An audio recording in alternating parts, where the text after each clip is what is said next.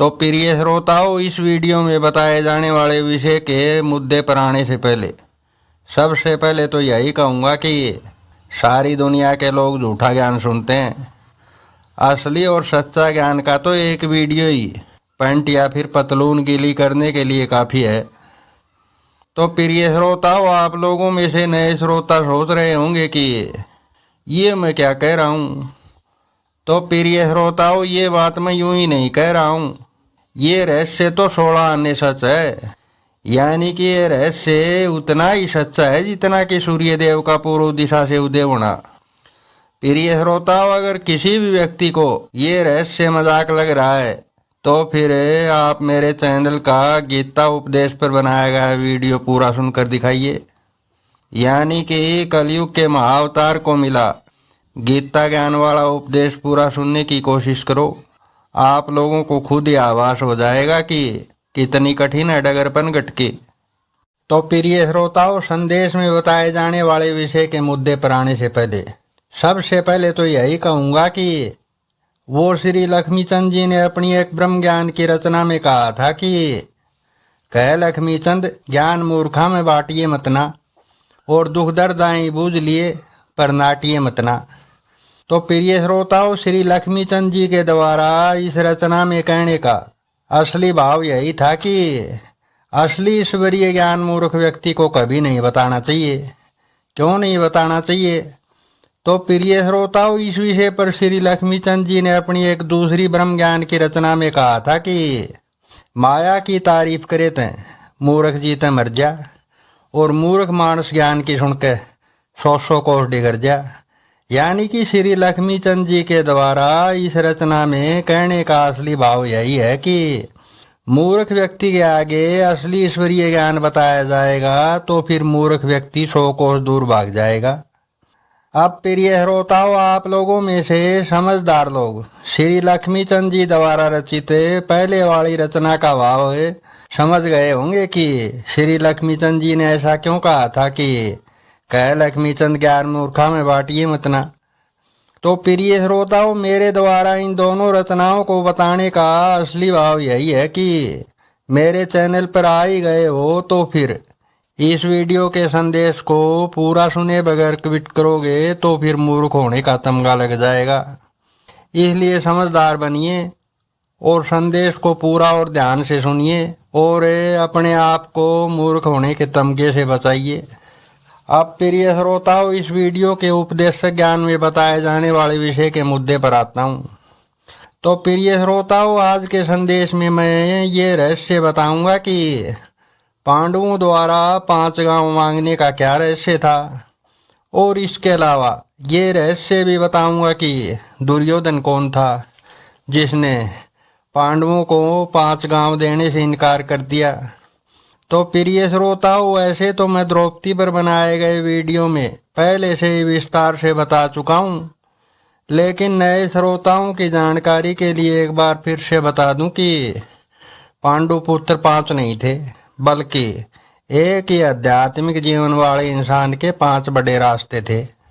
यानी कि आप लोग इस रहस्य को यूं भी समझ सकते हो कि जब जब भी इस पृथ्वी लोक पर कोई भी अवतार या फिर मेरी तरह से महाअवतारी पुरुष पैदा होता है, ऐसा इंसान है पांडु पुत्र बनने वाले 5 महायोद्धाओं में से किसी भी एक योद्धा का रूप बन सकता है। अब प्रिय श्रोताओं, ये रहस्य समझ लो कि पांडु पुत्रों द्वारा 5 गांव मांगने का क्या रहस्य था। तो प्रिय श्रोताओं, इस रहस्य को अच्छे से समझने के लिए आप लोगों की जानकारी के लिए बता दूं कि आध्यात्मिक जीवन के टोटल 487 रास्तों में से अधिकतर रास्ते ऐसे हैं जिन पर चलकर कोई भी व्यक्ति विशेष लिखावट देकर पैदा किया गया इंसान अपने साथ साथ अपनी व्याता और अपने बच्चों को भी भवसागर से पार लगवा लेते हैं। तो प्रिय श्रोताओं, जब जब भी इस पृथ्वी लोक पर कोई भी अवतारी या फिर महाअवतारी पुरुष पैदा होता है तो फिर ऐसा इंसान अपने साथ साथ अपनी व्याता औरत और अपने बच्चों को पार लगवाने की सोचता है। प्रिय श्रोताओं, आप लोगों की रहस्यमयी जानकारी के लिए एक और अद्भुत बात बता दूं। आज तक इस भूलोक पर जितने भी अवतार और महाअवतार पैदा हुए हैं, ऐसे प्रत्येक इंसान का परिवार 5 सदस्यों का ही होता है। यानी कि इस रहस्य को आप लोग यूं समझ सकते हो कि जब जब भी इस पृथ्वी लोक पर कोई अवतार या फिर महाअवतार पैदा होता है तो फिर ऐसे इंसान का परिवार 5 सदस्यों का ही होता है। और ये 5 सदस्य कौन? तो फिर यह श्रोताओं, ये 5 सदस्यों में पहला है खुद, दूसरा उसकी ब्याता औरत, और इसके अलावा उसके 3 बच्चे, यानी कि हो गए 5। तो फिर ये श्रोताओं, जब जब भी इस पृथ्वी लोक पर कोई अवतार या फिर महाअवतारी पुरुष अवतरित होता है तो फिर ऐसा इंसान है ऊपर वाले परम शिव जी द्वारा इन्हीं 5 सदस्यों को भवसागर से पार लगाने का अनुरोध करता है। फिर ये श्रोताओं, आप लोगों की रहस्यमयी जानकारी के लिए बता दूं कि आध्यात्मिक जीवन में ना कोई किसी का भाई होता है और ना ही कोई किसी की बहन। फिर ये श्रोताओं, बात थोड़ी कड़वी है, लेकिन आध्यात्मिक जीवन में सिर्फ एक ही कहावत लागू होती है, और वो है, मैं और मेरा नाता दूसरे का फोड़ू माथा। फिर ये श्रोताओं, आध्यात्मिक जीवन का रिश्ता इंसान की व्याता और बाल बच्चों और गुरु और आराध्य देवता की सीमित होता है। फिर ये श्रोताओं, ये जो बाकी के रिश्ते नाते होते हैं ना, ये सिर्फ और सिर्फ 84 में गमन करने वाले लोगों के लिए होते हैं। तो फिर यह श्रोताओं, ये जो पांडु पुत्रों द्वारा दुर्योधन से 5 गांव मांगने का रहस्य है ना, ये रहस्य मैं मेरा ही उदाहरण दे करके यहाँ पर समझा देता हूँ, ताकि आप लोग इस रहस्य को आसानी से समझ सकें। फिर यह श्रोताओं, जरा सोचिए, मेरा ऐसा कौन सा भाई है जिसके लिए मैं 5 गांव मांगूंगा?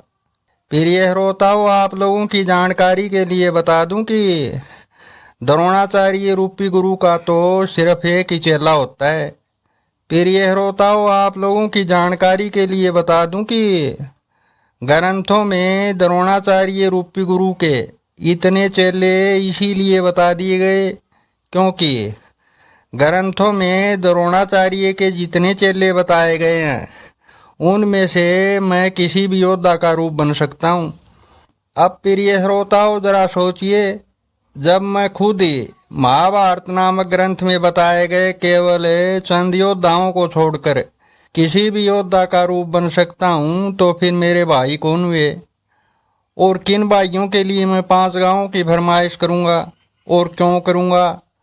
और प्रिय श्रोताओं, आप लोगों की रहस्यमयी जानकारी के लिए एक और अद्भुत बात बता दूं। ये जो दुर्योधन बताया गया है ना, ये और कोई नहीं बल्कि ऊपर वाला शैतानी प्रवृत्ति का रामखोर परम शिव जी है। प्रिय श्रोताओं, ये शैतान है अंधे का अंधा इसीलिए बताया गया है क्योंकि ये रामखोर अकल का अंधा है। यानी कि ये रामखोर अपनी भक्ति रूपी गुलामी करवाने के लिए अपनी मनमानी करता है। प्रिय श्रोताओं, इस शैतान की असली सच्चाई तो तब पता चलती है जब इंसान को आध्यात्मिक गुरु के द्वारा आध्यात्मिक जीवन में प्रवेश करवा दिया जाता है। प्रिय श्रोताओं, इसकी शैतानी प्रवृत्ति इतनी भयंकर है कि इसके ऊपर हर वक्त 24 घंटे छल कपट, धोखे और दगाबाजी का भूत सवार रहता है। प्रिय श्रोताओं, इसने ग्रंथों में अपने असली नाम की जगह दुर्योधन और धृतराष्ट्र नाम के किरदार इसीलिए लिखवा दिए ताकि संसारी लोगों की नज़रों में शैतान दूध का दूल्हा बना रहे। अब प्रिय श्रोताओं, ये रहस्य समझ लो कि कोई भी अवतारी या फिर महाअवतारी इंसान 5 गांव क्यों मांगता है और किसके लिए मांगता है।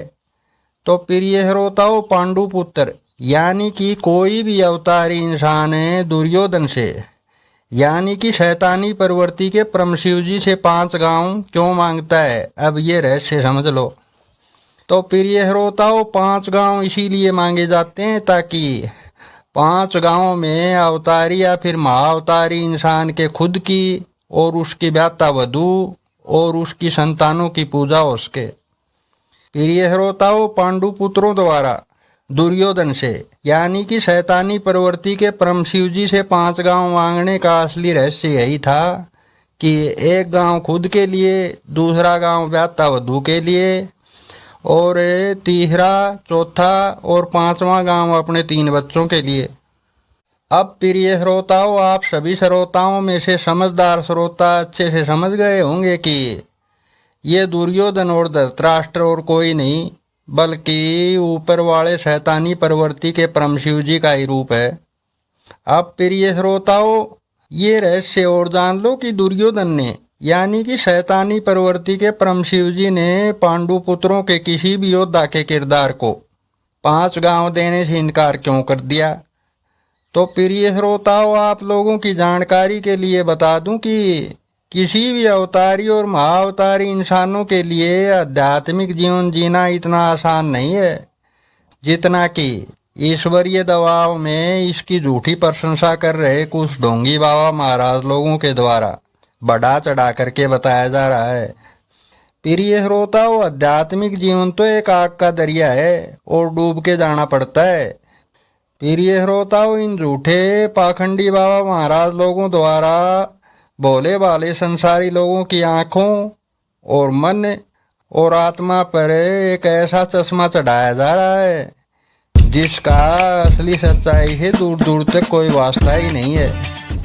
प्रिय श्रोताओं, इन झूठे पाखंडी बाबा महाराज लोगों के झूठ जानने हैं तो फिर मेरे चैनल के कुछ वीडियोज का प्योर असली ज्ञान सुनकर तो देखो, पता चल जाएगा कि ये सारे ढोंगी कितने बड़े गपेड़ी हैं।